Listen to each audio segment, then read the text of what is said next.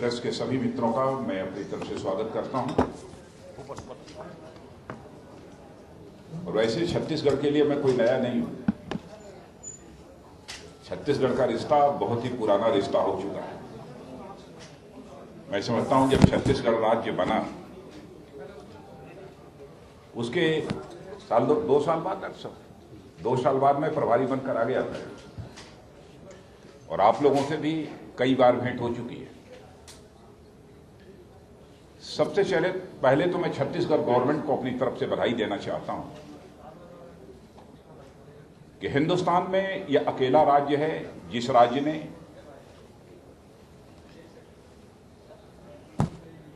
Chhattisgarh food security act बनाकर एक नई मिसाल कायम की है।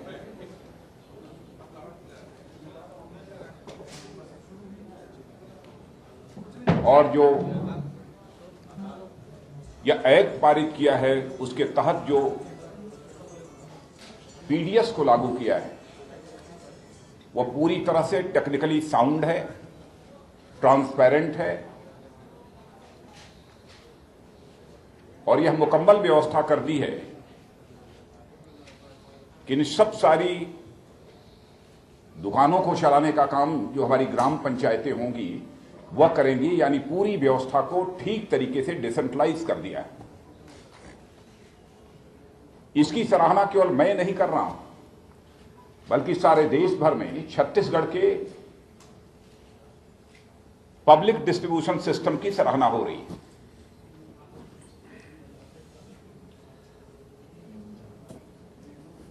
मुझे पूरा विश्वास है कि अन्य भी जनहित से जुड़े हुए जो भी कदम हमारी छत्तीसगढ़ सरकार ने उठाए हैं तो इस बार के विधानसभा चुनाव में भी डॉक्टर रमन सिंह के नेतृत्व में भारतीय जनता पार्टी हैट्रिक बनाने में सफलता हासिल करेगी, मेरा यह विश्वास है।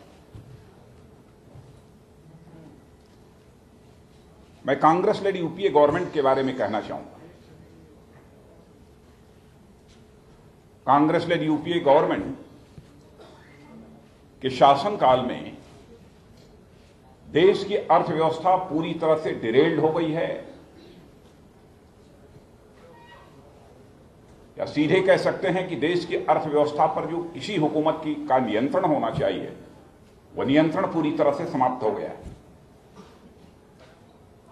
राजकोषीय घाटा तेजी के साथ बढ़ रहा है, करंट अकाउंट डेफिसिट यानी चालू खाता घाटा भी तेजी के साथ बढ़ रहा है।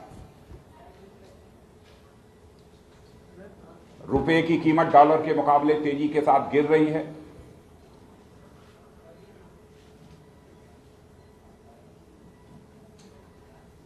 आय की विषमता, इनकम डिस्पैरिटी, अमीर और गरीब के बीच की खाई, यह भी तेजी के साथ बढ़ रही है।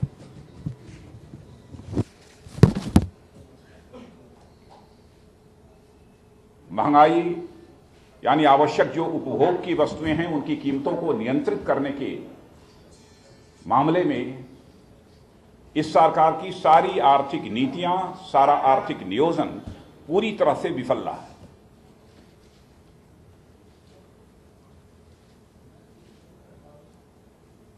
सच्चाई है कि यह सरकार भ्रष्टाचार के मामलों से बुरी तरह घिरी हुई है।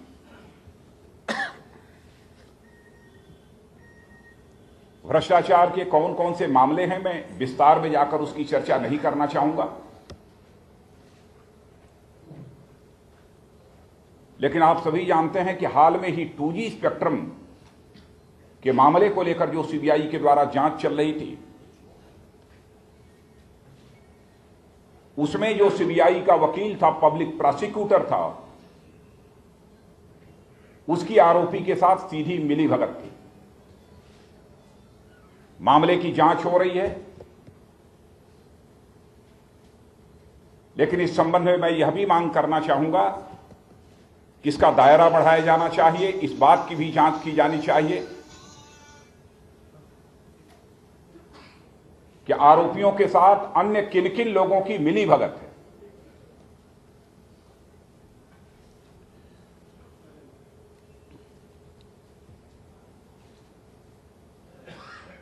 कहीं ऐसा तो नहीं है कि बहुत कुछ अधिकारी भी इसमें शामिल हों, कुछ भारत सरकार के मंत्री भी शामिल हों। और हाल ही में एक और स्कैम सामने आया है, डिफेंस के लिए हेलीकॉप्टर डील हुई है इटली के साथ।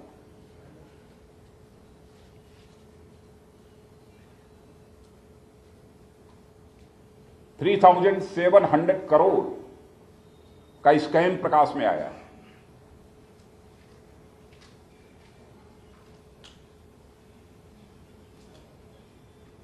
ठीक है, इसे मैं मानता हूं कि डिफेंस मिनिस्टर ने चटपट सीबीआई इंक्वायरी के लिए अपनी रिकमेंडेशन भेज दी है, लेकिन इस सच्चाई को हमें नहीं भूलना चाहिए कि इस स्कैम को, यदि प्रकाश में आया है यह स्कैम, तो इटली की इन्वेस्टिगेटिंग एजेंसी के कारण आया है, भारत की इन्वेस्टिगेटिंग एजेंसी के कारण नहीं आया है। क्या इस प्रकार के स्कैम्स का पता हमारी इन्वेस्टिगेटिंग एजेंसीज नहीं लगा सकती हैं? भारत सरकार को अपनी इन्वेस्टिगेटिंग एजेंसीज को भी इफेक्टिव बनाने के लिए और कुछ प्रभावी कदम उठाने पड़ेंगे।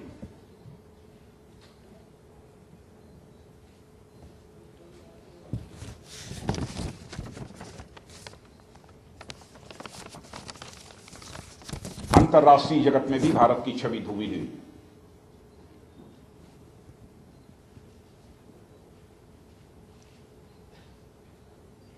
और इसके लिए भी जिम्मेदार यदि कोई है तो कांग्रेस लेड यूपीए गवर्नमेंट है।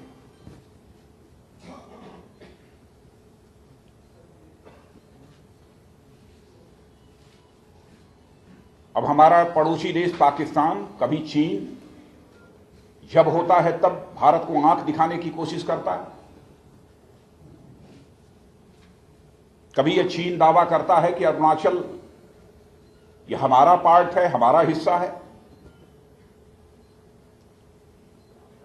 कभी कश्मीर घाटी और अरुणाचल के लोगों को स्टेपुल्ड वीजा यानी नत्थी किया हुआ वीजा जारी करता है।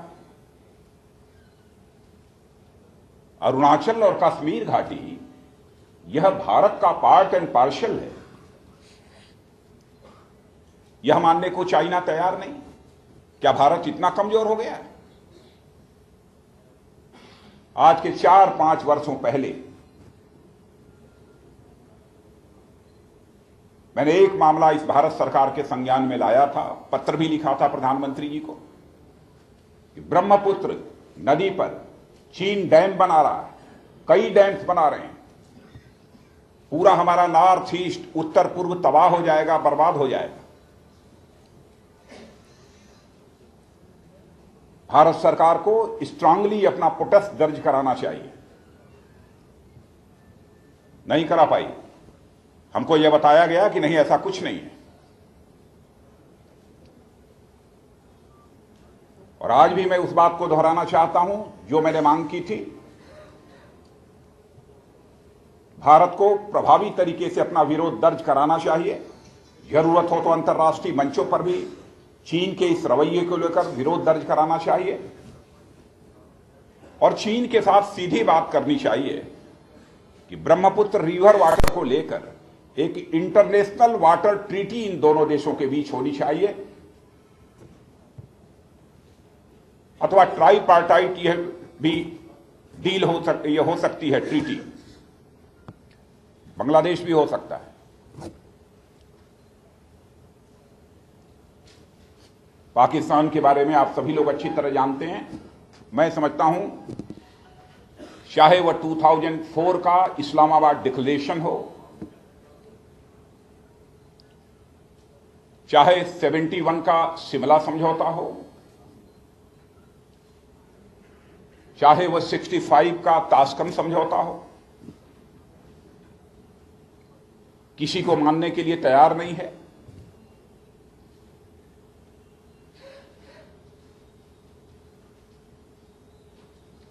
एलओसी सीमा पार जो हमारी रेखा है, उसका किस तरीके से वायलेशन हो रहा है, उल्लंघन हो रहा है, और भारत की सीमा में प्रवेश करके हमारे 2 सैनिकों की निर्ममतापूर्वक हत्या कर दी जाती है।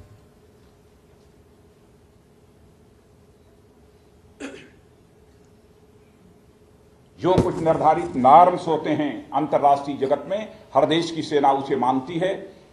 उन नॉर्म्स को तोड़ने में भी पाकिस्तान की सेना ने संकोच नहीं किया।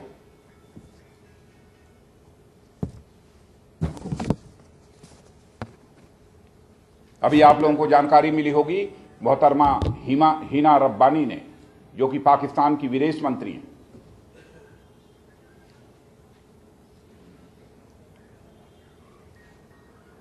अब उन्होंने यह मांग कर दी है कि एलओसी पर, सीमा पार पर जो वायलेशन हो रहा है, जो उसका उल्लंघन हो रहा है,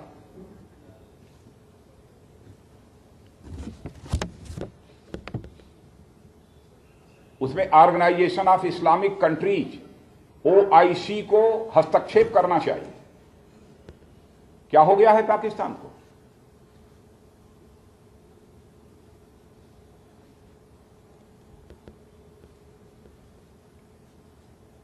और यह भी एक प्रस्ताव रख दिया है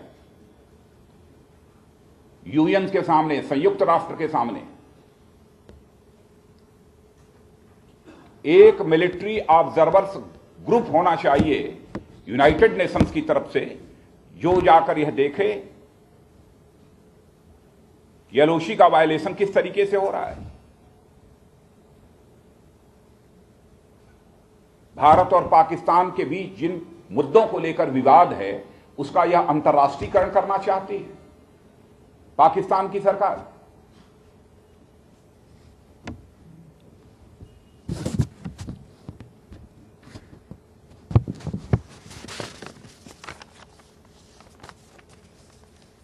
सब मिलाजुलाकर यही कहना चाहूंगा कि कांग्रेस लेड यूपीए गवर्नमेंट ने इस देश को लाकर संकट के भंवर में खड़ा कर दिया। आज ही जो हमारे देश के प्रमुख समाचार पत्र हैं, उनमें यह भी खबर प्रकाशित हुई है, फेक करेंसी जो पाकिस्तान में छपती है, नेपाल के थ्रू भारत में आ रही है। करोड़ों की फेक करेंसी इस समय फ्लोट कर रही है इस देश में, और यह मामला वर्षों पहले प्रकाश में आ चुका है, लेकिन इसे रोकने के लिए